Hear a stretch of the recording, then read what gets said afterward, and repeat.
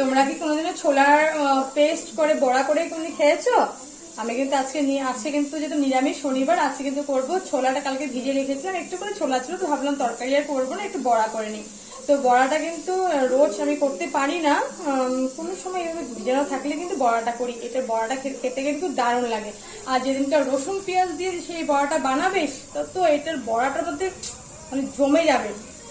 লাঞ্চের সাথে বলো, চার সাথে বলো, সবকিছুর সাথে কিন্তু ছোলা না, এটা বুট, কাঁচা বুটের যে কাঁচা বুটটা, সেটা পেস্ট করে করবো কিন্তু বড়াটা। তোমরা কিন্তু ট্রাই করেছো নিশ্চয়ই, কমেন্টসে জানিও। আজকে কিন্তু বানাবো নিরামিষের দিন। দেখো একদম বিরাট ধনেপাতা নিয়েছি কিন্তু এখানে জিরার গুঁড়ো, ধনিয়া গুঁড়ো, লঙ্কার গুঁড়ো, হলুদ আর সামান্য একটু করে লবণ।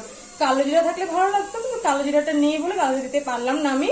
তো এই বড়াটা কিন্তু চার সাথে স্ন্যাক্সের সাথেও ব্যবহার করা যায়, কিন্তু আজকে যেহেতু ভাবলাম নিরামিষ রান্না বান্না, তো ভাবলাম একটু করে এই বড়াটা আজকে বানানোই যায়, যেহেতু বুটও আছে সবসময়।